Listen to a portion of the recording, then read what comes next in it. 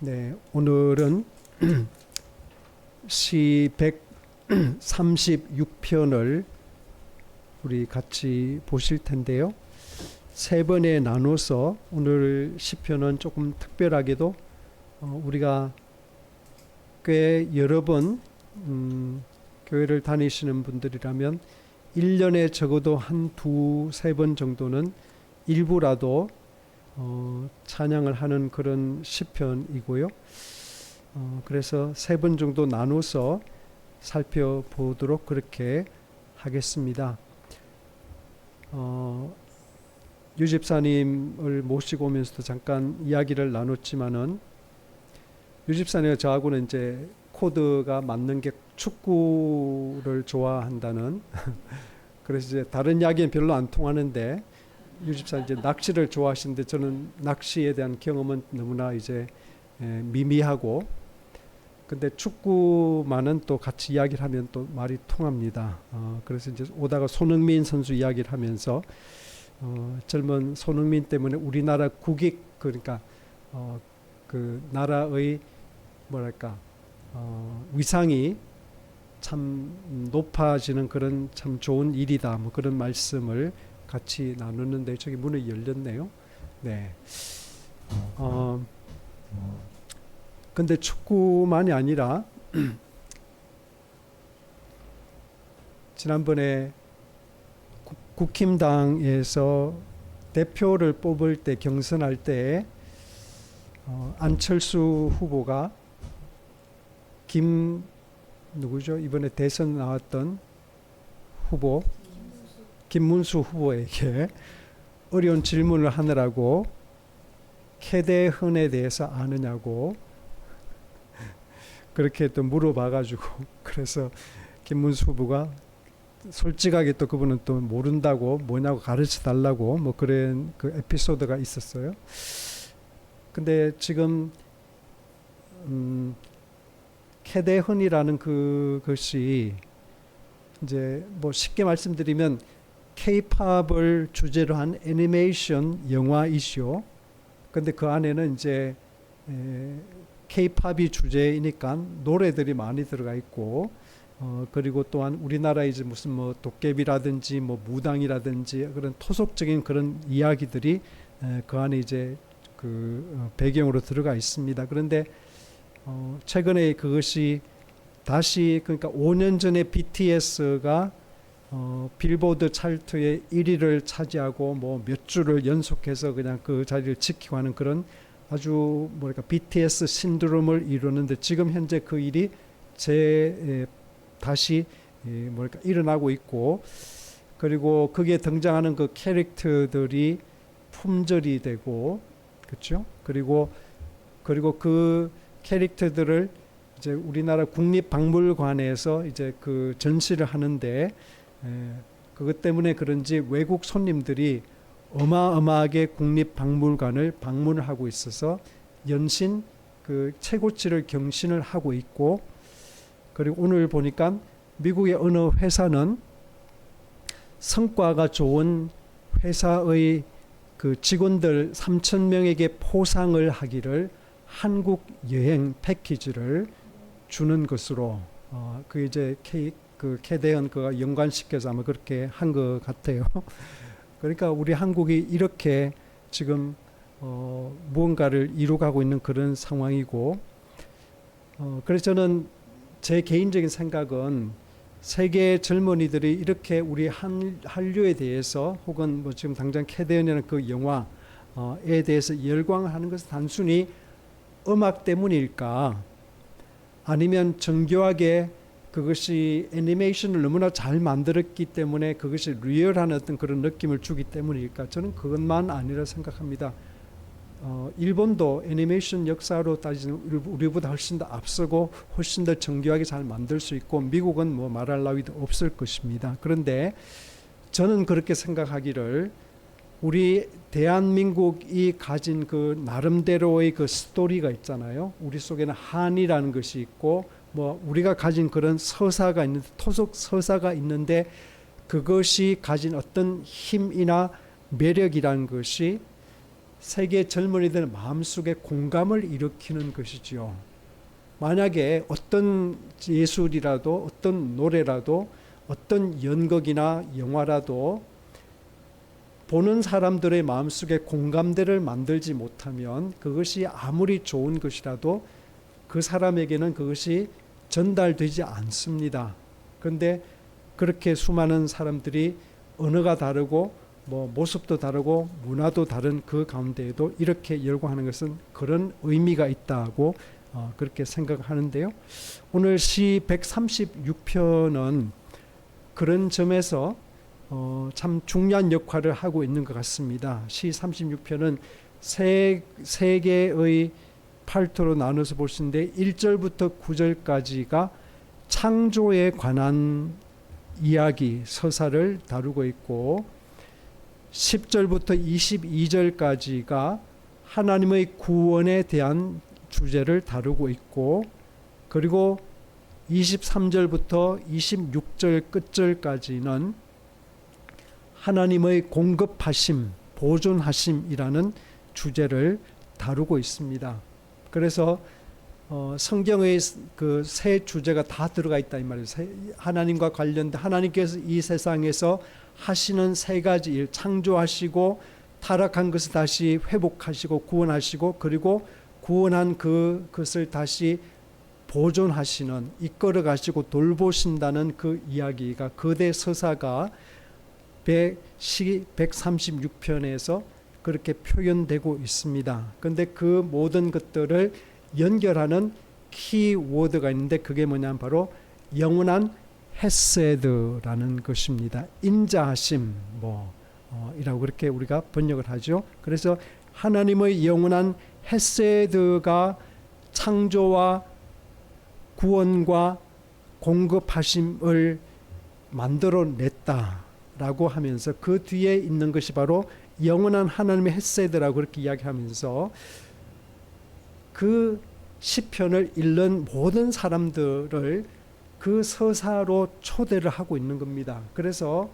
이 시를 이스라엘 백성들이 하나님께 예배하면서 이 시를 같이 찬양을 하면서 창조의 하나님, 구원의 하나님, 보존하시는 하나님의 역사는 이전에 일어났던 과거 속에만 있었던 것이 아니라 지금도 계속되고 있고, 다시 말하면 과거가 현재로 소환되어서 내 안에서 여전히 그 과거의 일들이 반복되어 일어나고 있는 사건으로 역동적인 것으로 만들어내는 어떤 그런 효과가 시 136편을 읽는 성도들의 마음속에 일어난다라고 하는 것입니다. 물론 이것은 우리가 잘 읽었을 때, 그렇죠? 딴 데 신경 쓰지 않고 우리가 마음을 집중해서 이 말씀에 우리 마음을 이렇게 실어서 할 때 그런 현상이 일어난다는 그런 이야기입니다. 그런데 아무튼 이 시에서 26번 반복되는 그 표현이 그의 인자하심이 영원함이로다. 우리 개역성경에 그 인자하심이라고 그렇게 되는데 수유격입니다. 그분의 혹은 하나님의 여호와의 인자하심이 영원함이로다. 그런 뜻인데 헤세드란 말이 구약 성경에는 총 245번 사용되고 있습니다. 명사로서 헤세드라는 말, 인자하심이란 그 말이 245번 사용되고 있는데 시편에만 127번이 나오니까 시편의 반 이상의 헤세드가 사용되고 있다는 그런 뜻이겠죠. 그런데 아르서 그린이라는 학자는 헤세드라는 말을 어떻게 풀이했는가 하면 제한을 모르고 자유롭게 흘러가는 사랑이 헤세드다라고 이야기했고, 구약 성경에서 헤세드는 조금 더 쉽게 말씀드리면 하나님과 이스라엘 백성 사이의 언약적인 관계를 이어가게 하는 그 끈 같은 것, 그것이 바로 헤세드다. 그러니까 언약을 끝까지 지키게 하는 그 무엇이 바로 헤세드라는 것이다. 인자하심이라는 것이다. 이런 이야기입니다. 지금도 존재하는 그 언약이라는 것이 있죠. 우리가 결혼식을 가면 여전히 신랑과 신부가 혼인 서약이란 걸 하지 않습니까? 뭐 언약이란 걸 하는데 요즘은 많이 이제 시대가 바뀌어서 혼인 서약 내용도 조금씩 변경이 되고 있습니다. 그래서 뭐 어떤 경우는 신랑 신부들이 자기들의 언어로 그렇게 그를 이제 각색을 하고 뭐 심지어 주례사를 쓰지 않고 부모님 중에 한 분이 아버지나 뭐 하여튼 그런 분 중에 한 분이 하기도 하고 그러는데 최근에 이런 재밌는 혼인 서약서가 있다고 해서 제가 한번 소개를 하겠습니다. 신부가 첫째 이제 이렇게 서약합니다. 첫째, 요리를 잘하는 남편이 차려준 식사는 남기지 않고 맛있게 먹겠습니다. 신랑이 대답합니다. 요리에 서툰 아내가 차려준 식사는 코를 막고서라도 맛있게 먹겠습니다. 신부. 둘째, 남편의 말을 있는 그대로 믿고 맘대로 해석하지 않는 담백한 아내가 되겠습니다. 라고 하면 신랑은 다시 화답하기를 아내의 말 한마디에 숨어 있는 여러 의미를 깨우치는 학구적인 남편이 되겠습니다. 오늘날 사람들 말답죠. 그렇죠. 그러나 그 속에도 나름대로 어떻게 부부 관계를 이어가기 위해서 내가 헌신하고 무엇인가를 내가 다짐하는 그런 마음이 들어가 있는데 재미있게 되어 있죠. 그런데 정통적인 그 혼인 서약에서는 아마 여기에 계신 분 다 그런 걸 한번 하셨을 텐데요. 뭐라고 이야기했는가 하면 나 아무개는 그대 아무개를 신랑으로 혹은 남편으로 맞이하며 오리지널을 번역한 겁니다. 오늘부터 죽음이 우리를 갈라놓을 때까지 더 좋을 때나 더 나쁠 때나 오리지널 거기 보면 더라는 말이 그 비교급이 들어가 있어. 영어에서 더 부자일 때나 더 가난할 때나 아플 때나 건강할 때나 변함없이 그대를 사랑하고 보살피며 하나님의 거룩하신 뜻에 따라 부부로 살아갈 것을 약속합니다. 라는 우리가 오랫동안 혼인 서약물에 써왔던 그 부분이 있는데 이게 바로 영국의 그 성공회 교회가 쓰는 공동 기도문이라는 것이 있어요. 우리도 기도문이 있잖아요. 그 공동 기도문을 편집한 토마스 크랜머라는 분이 1500 몇 년도에 쓴 혼인 서약문입니다. 그래서 성공회에서는 결혼하기 위해서 반드시 그 서약문을 읽게 되어 있습니다. 그래서 이제 그거를 위해서 성도들이 젊은이들 결혼할 때는 요 서약문을 해야 된다라는 그 뜻에서 그 기도문 안에 이거를 이제 삽입을 했다는 것인데요. 여러분 한번 생각해 보십시오. 또 여러분도 다 결혼을 하신 분이시니까 다른 두 사람이 서로 다른 환경에 자란 두 사람이 만나서 한평생을 살아가는 동안에 여러분 얼마나 많이 참고 얼마나 많이 이해해야 되고 얼마나 많이 믿어줘야 되고 얼마나 많이 양보해야 되고 얼마나 많이 기다려줘야 하고 얼마나 많은 경우에 귀찮아도 챙겨줘야 되고 얼마나 많이 힘들어도 내가 힘들어도 보살펴야 되는 그런 상황이 부부로 살다 보면 일어납니까? 그렇죠? 그래서 우리가 하나가 된다는 것, 그러니까 두 사람이 한 몸을 이루어서 한 가정을 이룬다는 것, 혹은 저는 그것이 교회 공동체도 마찬가지로 생각하는데요. 우리가 예수사랑교회라는 이 작은 공동체 안에서 우리가 만나면 반갑고 헤어지면 그립고 만나면 힘을 얻게 되고 또 기대게 되고 편안해지는 그런 아름다운 공동체를 만들어 간다는 것, 그 안에는 내가 노력 아무것도 안 해도 저절로 그렇게 되는 거 아니죠. 부부도 노력 안 하는데도 아무런 불편함을 겪지 않는데도 저절로 부부가 그렇게 찰떡궁합 같은 그런 부부로 일생을 뭐 50년, 60년을 해로하게 되지 않습니다. 그렇죠? 부부로 그렇게 오랜 시간을 같이 보낸다는 것, 혹은 어떤 공동체를 이루어서 그렇게 살아간다는 것은 어마어마한 그런 자기 희생이라는 것이 그 안에 갈아 넣을 때만이지, 그 갈아 넣은 어떤 그런 희생이라는 것이 끈끈한 어떤 그 뭐랄까 연결점이 되어서, 그 연결하는 힘이 되어서 아름다운 공동체를 이루고 아름다운 가정을 이루게 하는 것처럼, 헤세드라는 것이 바로 그런 것이다 이 말이에요. 예? 서로 다른 어떤 존재들이 모여서 하나를 이루게 만드는 데 필요한 그 모든 것들이 바로 헤세드 안에 표현되는 것이다, 그런 말이죠.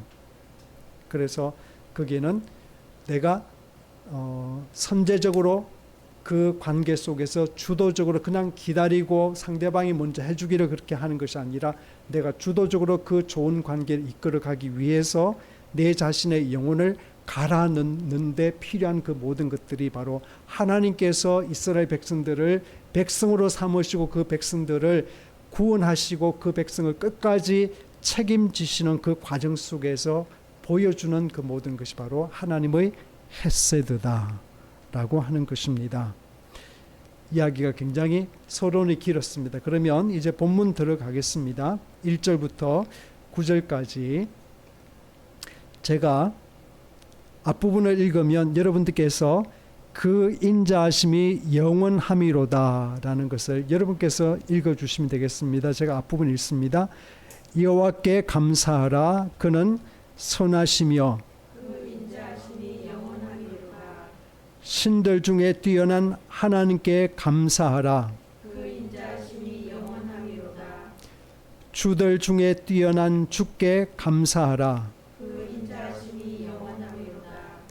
홀로 큰 기이한 일들을 행하시는 이에게 감사하라. 그 인자하심이 영원하리로다. 지혜로 하늘을 지으신 이에게 감사하라. 그 인자하심이 영원하리로다. 땅을 물 위에 펴신 이에게 감사하라. 그 인자하심이 영원하리로다. 큰 빛들을 지으신 이에게 감사하라. 그 인자하심이 영원하리로다. 해로 낮을 주관하신 이에게 감사하라. 그 인자하심이 영원하리로다. 달과 별들로 밤을 주관하게 하신 이에게 감사하라. 그 인자하심이 영원하리로다. 네, 큰 기이한 일을 행하시고 지혜로 세상을 창조하시고 빛을 지으시고 질서를 주시는 그런 하나님을 9절까지 찬양하고 있습니다. 요즘 들어서 지구가 이렇게 이전과 좀 다른 그런 그 모습을 보면서 우리는 좀 더 혼돈의 세계가 어땠을까라는 것을 우리가 느끼고 있는 것 같습니다.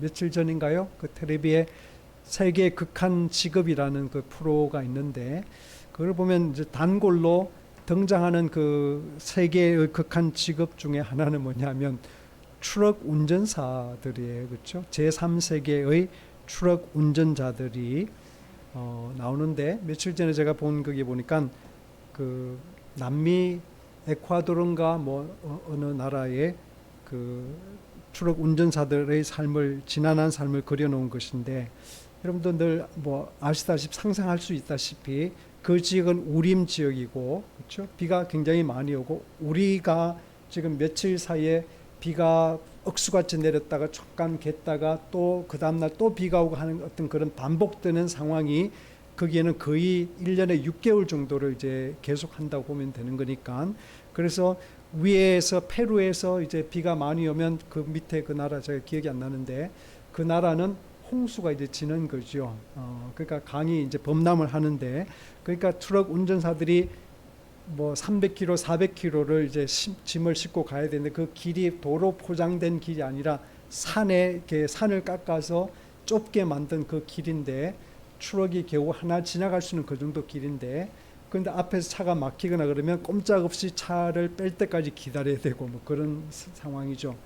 길은 진흙탕이고 거기서 가끔씩 바다 보면 산사태가 일어나서 길 자체가 완전히 다 매몰되기도 하고 뭐 그다음에 이제 다리가 무너지기도 하고 그다음에 그 진흙탕 속에 이제 그 추억에 빠져가지고 또 꼼짝없이 뭐 일주일을 그냥 거기서 대기하고 기다리다가 누가 와서 불도저가 와서 이제 겨우 꺼내면 이제 다시 소통이 되거나 뭐 그런 이야기들, 강을 건널 수도 없는 그런 상황, 뭐 그런 이야기들을 보면서 그리고 강에 그 물들이 이제 막 홍수가 져서 내려오니까 사람들이 지금까지 대대로 살았던 그 터전을 잃어버리는 거죠.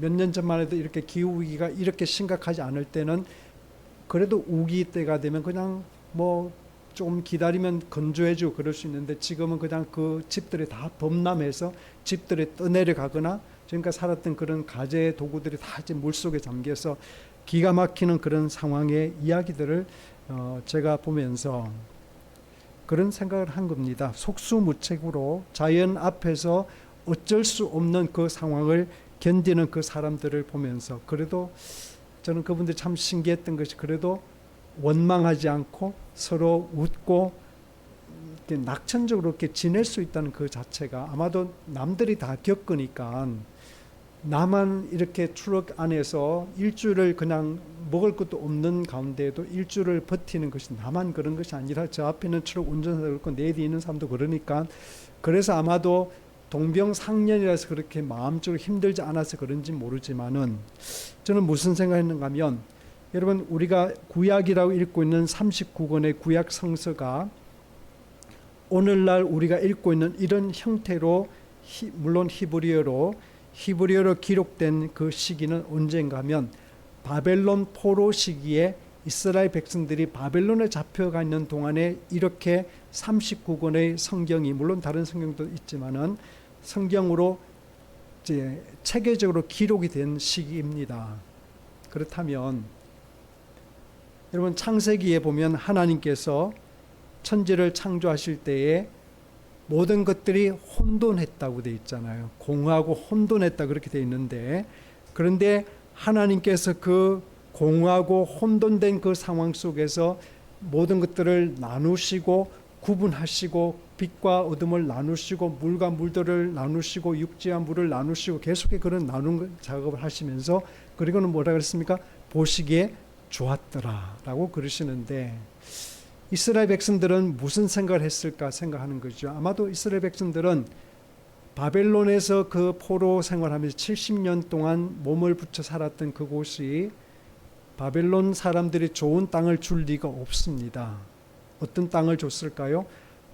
유프라테스 티그리스 강변에 자주 범람하는 그 쓸모없는 땅. 그러니까 아무도 그 바벨론 시민들은 그곳에서 정착하고 싶지 않았던 그런 곳을 줘가지고 거기서 살든지 죽든지 그렇게 했을 거 아니에요. 그러니까 그 이스라엘 백성들이 몇 년 동안 그거를 가꾸고 농사를 짓기 위해서 먹고 살기 위해서 그렇게 해놓으면 어느 날 비가 너무 많이 내려서 그 자체가 다 그냥 쓸어 내려가고 뭐 여러분 그 홍수가 나면 그렇잖아요. 홍수 물이 흙탕물이 지나가고 나면 밭인지 형체를 알아볼 수 없이 이만큼 진흙이 그 안에 쌓여 있잖아요. 집에 물이 들어오면 그렇게 진흙이 바닥에 쌓여 있는 거잖아요. 그걸 다 퍼내야 되는 거잖아요. 기가 막힌 상황이죠. 그래서 저는 이스라엘 백성들이 창세기 1장에 나오는 그 말씀을 읽으면서 하나님께서 세상을 만드실 때 이와 같이 혼돈이었을 것이다. 그런데도 하나님께서 하나하나를 구분하시고 질서를 주셔가지고 우리가 사는 이 아름다운 세상을 만드신 것처럼 기가 막히는 그런 속수무책의 그 상황 앞에서 그 사람들로 하여금 다시 일어서게 만든 것, 희망을 품게 만든 것은 무엇이었을까? 하나님께서 이 어려운 가운데에서 세상을 창조하신 것처럼 우리의 상황이 이렇게 기가 막히지만 그러나 하나님께서는 다시 우리에게 살 길을 주실 거야 라고 하는 그런 소망을 가지고 그렇게 다시 삶을 시작했지 않았을까 생각하는 것이죠. 우리도 어떤 때는 때로는 우리말에 그런 말이 있잖아요. 목구멍이 포도청이라 그런 옛말이 있잖아요. 그렇죠? 그래서 내가 일을 하고 싶어서 일을 하는 것이 아니라 처자를 먹여 살려야 되니까 요즘은 좀 밖에서 이제 네? 아내들도 일을 합니다. 죄송합니다. 네. 지난주에 우리 10주년이 다가오니까 풀은 너무나 이제 오랫동안 너무 더워가지고 제가 건드릴 수도 없고 집사람도 그걸 이제 손을 놓고서는 수박을 따고 난 뒤에는 도저히 이제 들어갈 수 없는 정글이 됐습니다. 그런데 10주년은 다가오고 그래서 어느 날 조금 날이 29도 뭐 30도 이렇게 이제 내려갔길래 그냥 집사람은 이제 꼬드겨 가지고 이제 막 그냥 그 이제 풀을 뽑고 막 그렇게 이제 또 강행을 했습니다. 그리고는 비가 금요일 날 또 금토 비가 온다고 그래요. 그래서 또 막 그냥 뒤집어 가지고 비닐 깔고 또 평택 그 가서 평택시장 가서 배추 뭐 100포기 사고 뭐 하여튼 그래가지고 그래서 점심을 먹고 이제 비가 4시 정도 온다 그래서 제가 그 전에 하면 되겠구나 참 좋겠구나 생각했는데 점심 먹는데 비가 오기 시작을 해요. 야 이거 어떻게 하나. 그래서 제가 모자를 뒤집어 쓰고 나갈까 그러다 에라 모르겠다 그냥 해보자 해서 그 배추 100포기를 심은 거죠. 그리고 이제 배추만 사온 게 아니지 뭐 대파 50포기, 뭐 상추 20포기 하여튼 뭐 이렇게 사온 거를 이제 다 심어야 되는데 그 제가 이제 뒤에 그 앉는 그 뭐죠 방석 같은 거 있잖아요. 그거 하고는 이제 근데 비가 이제 주룩주룩 내리는 거예요. 비가 많이 왔다가 적게 왔다 그러는데 근데 이제 처음엔 좀 시원하더라고요. 더운데 비가 오니까 시원하다. 참 잘 됐다 싶은데 나중에 비가 이제 주룩주룩 내리니까 이게 그냥 혼박이 이제 젖는 거죠. 그래서 제가 야, 이러다가 병 나는 거 아닌가 싶은데 근데 불현듯 제 마음속에 하나님의 말씀이 생각이 났어요. 시편 말씀 보면 울며 씨를 뿌리러 나가는 자는 기쁨으로 단을 거둘 때가 오리다 하는 그 말씀이 생각났습니다. 그래서 제가 그 말씀이 이해가 되는 거예요. 농부들은 지금 피곤하다고 비가 온다고 농사 일을 멈출 수가 없는 것이잖아요. 여러분의 삶도 그렇잖아요. 여러분들 삶도 오늘은 내가 직장 가기 싫어. 오늘은 좀 쉬고 싶어. 오늘 나 그 사람하고 같이 일하기 싫어. 오늘은 나 쉴래. 그러고 집에서 쉴 수 있는 게 우리의 삶이 아니잖아요. 그렇죠? 때로는 울고 싶은 그 마음으로는 울고 있으면서도 가서 일을 해야 되는 게 우리의 삶이잖아요. 그게 우리의 삶의 본질이지 않습니까? 그렇죠? 그런데 그런 삶을 살아갈 때에도 우리 마음속에 소망이 되는 것은 뭐죠?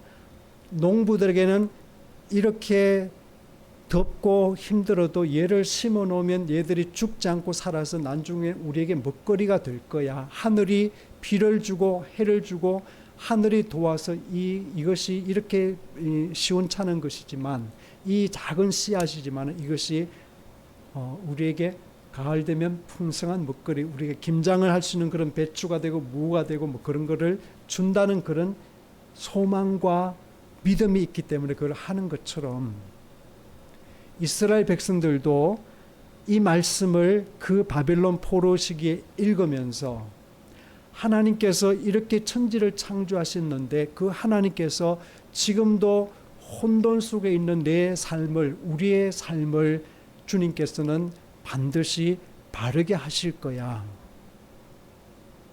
우리가 지금은 울면서 씨를 뿌리고 있지만 하나님께서는 기쁨으로 단을 거두는 그때를 허락하실 거야 라는 그런 믿음을 가지고 하게 되는 것이지요.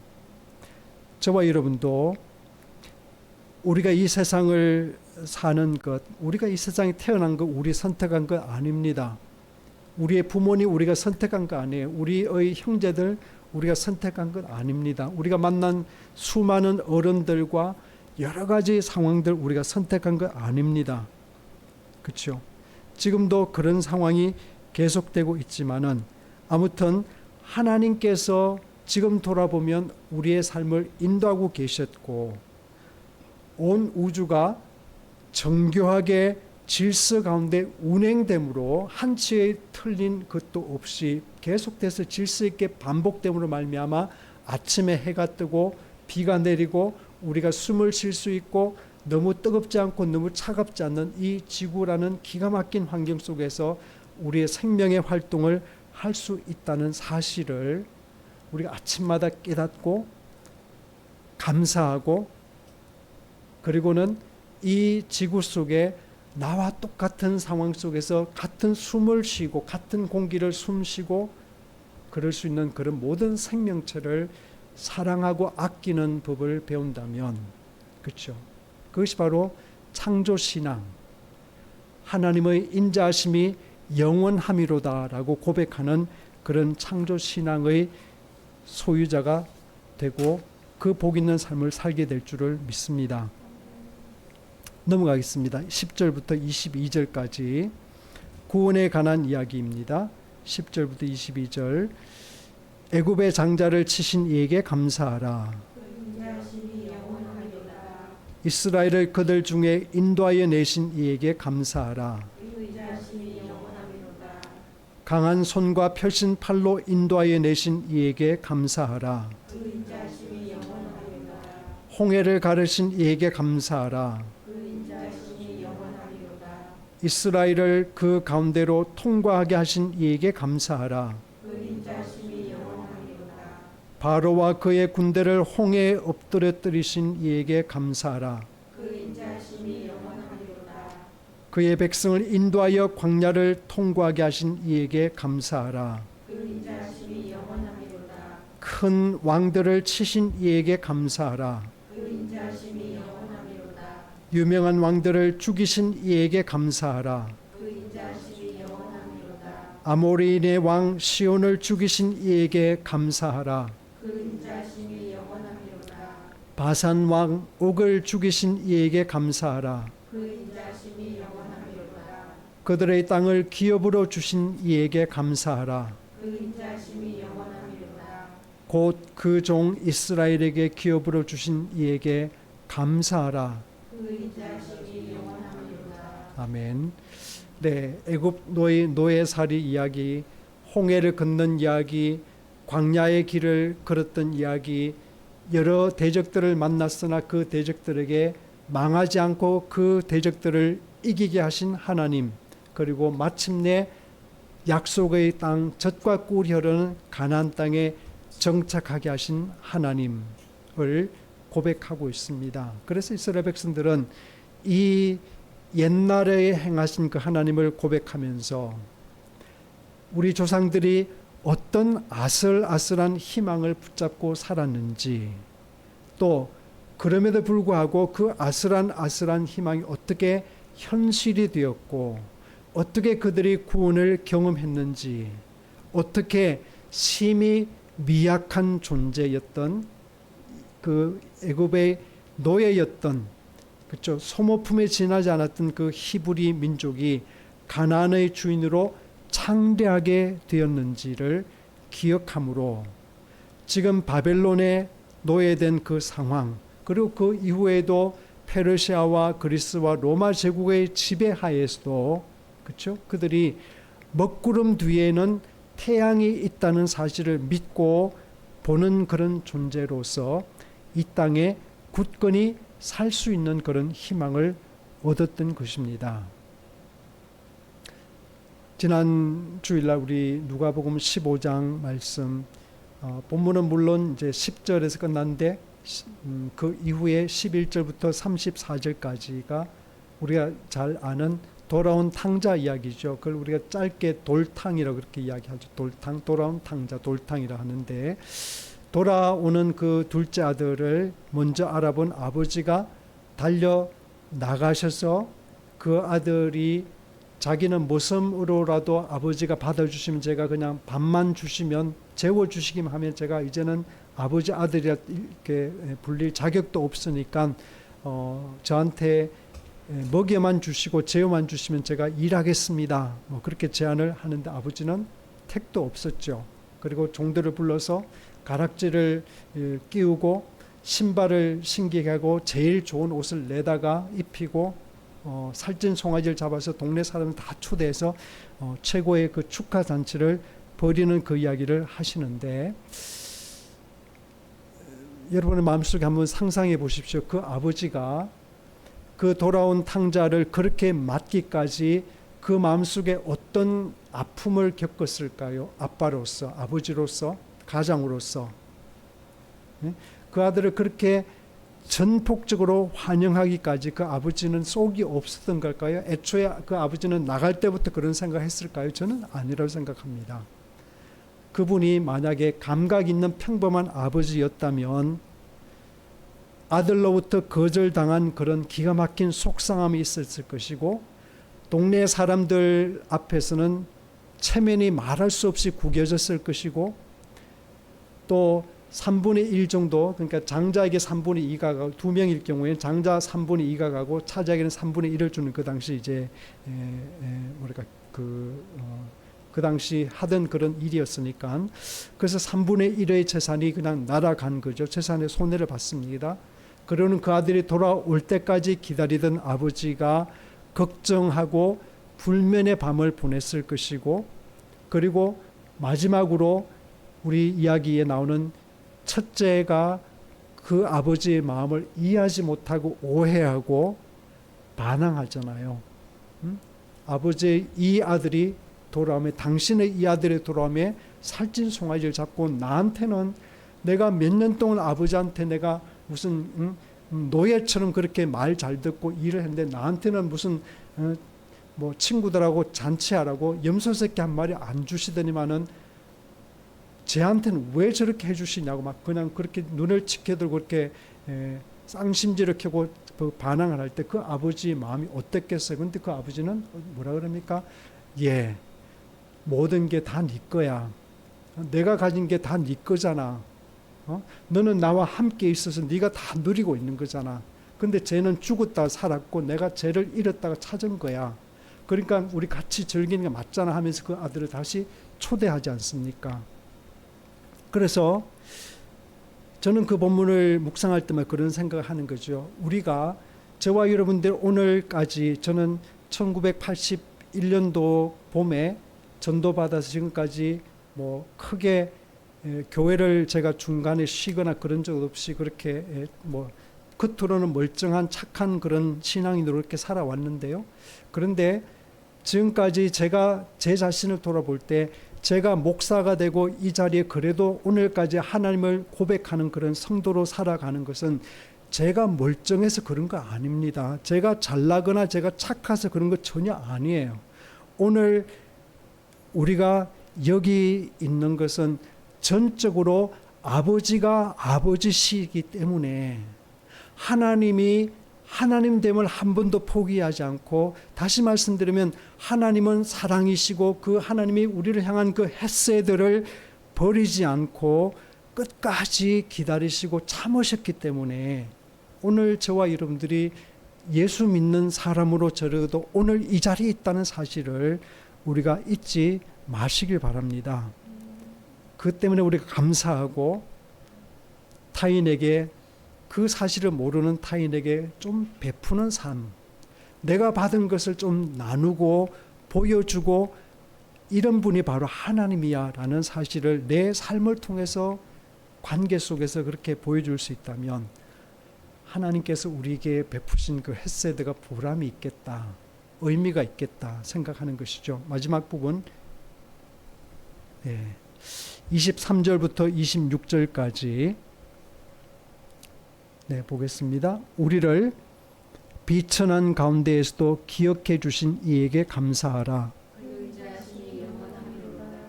우리를 우리의 대적에게서 건지신 이에게 감사하라. 모든 육체에게 먹을 것을 주신 이에게 감사하라. 하늘의 하나님께 감사하라. 네. 비천한 가운데에도 기억하시고, 대적에게 압제를 당할 때도 도와주시고, 살아있는 모든 생명체를 돌보시는 그 하나님을 찬양하라. 왜냐하면 그분의 인자하심이 영원하기 때문에 그런 일이 일어나고, 그런 비천함 가운데 내가 지금도 살아있고 모든 생명체가 생명을 가지고 살고 있다. 그렇게 찬양을 하고 있는 것이죠. 우리가 인생을 철없이 살아갈 때에는 지금도 철없이 살아갈 순간이 많지만은 우리는 끊임없이 자기 안으로 구풀어진 그런 마음가짐을 가지고 살고 있습니다.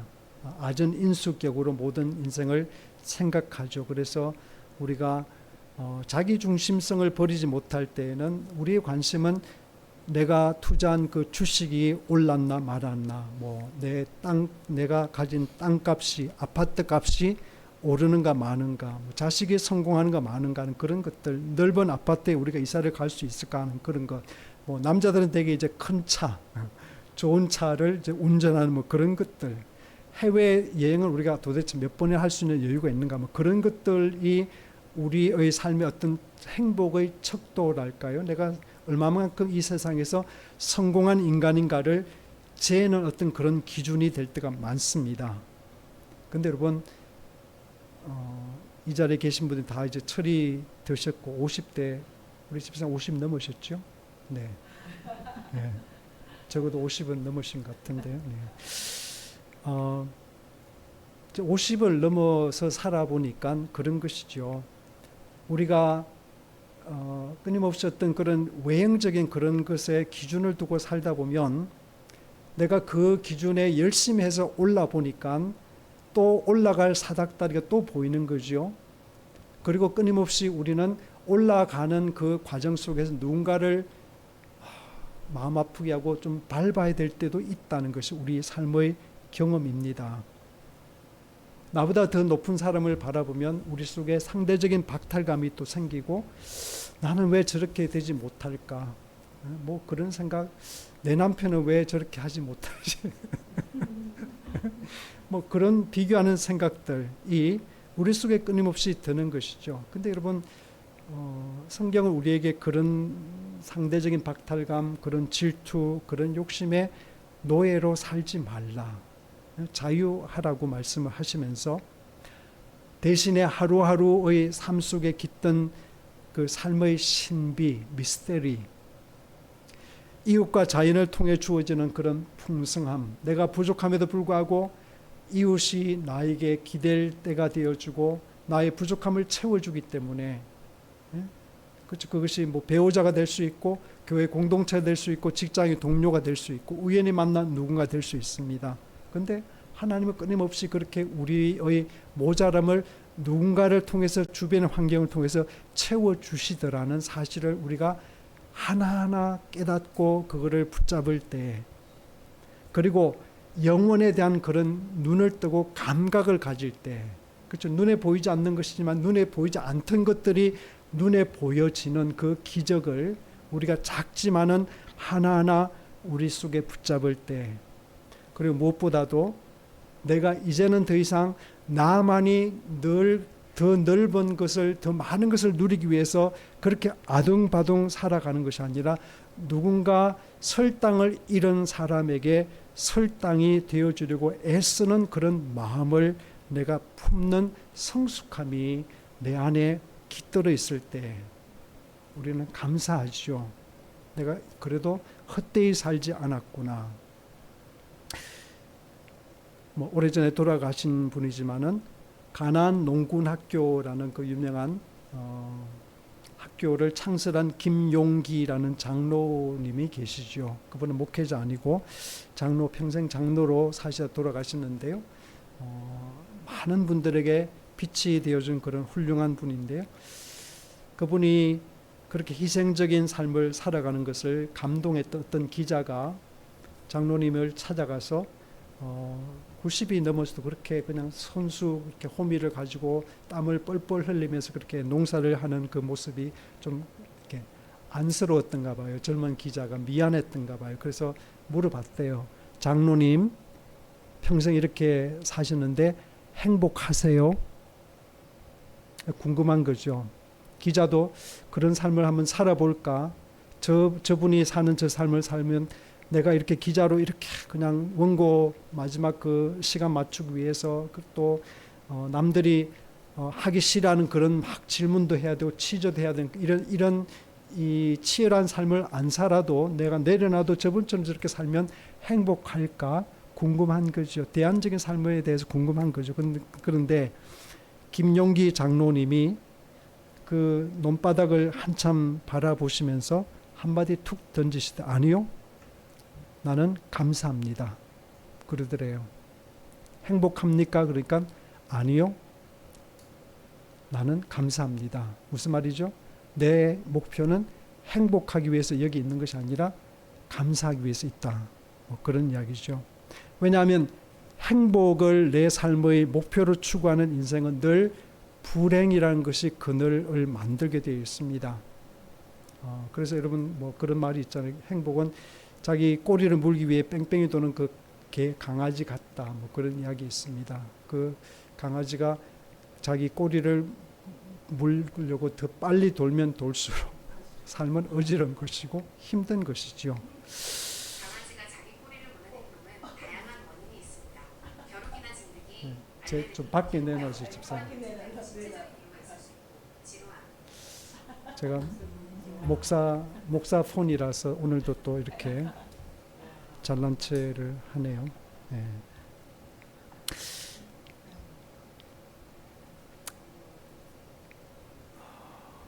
여러분 인생이 오늘 시편 기자가 고백하는 것처럼 하나님의 영원한 헤세드의 결과이고 인생은 끊임없이 신비라는 사실을 내가 기억하고 살면 늘 잔잔한 어떤 큰 복권에 당첨되고 갑자기 뛸 듯이 기뻐하는 어떤 그런 거 아니라 늘 내 마음의 그 기본 그 모드는 기본 색채는 감사하고 자족함이 찾아온다는 것이 성경이 약속하는 것이고 성경의 약속대로 살았던 수많은 믿음의 선배들이 우리에게 증언하는 그런 바입니다.